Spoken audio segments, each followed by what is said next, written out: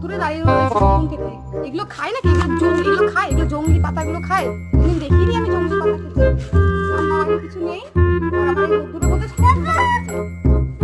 ওবার আমি আগে আগে পাতাটা রোদে চাইছিলাম, এত কষ্ট আমার কতটা কষ্ট না।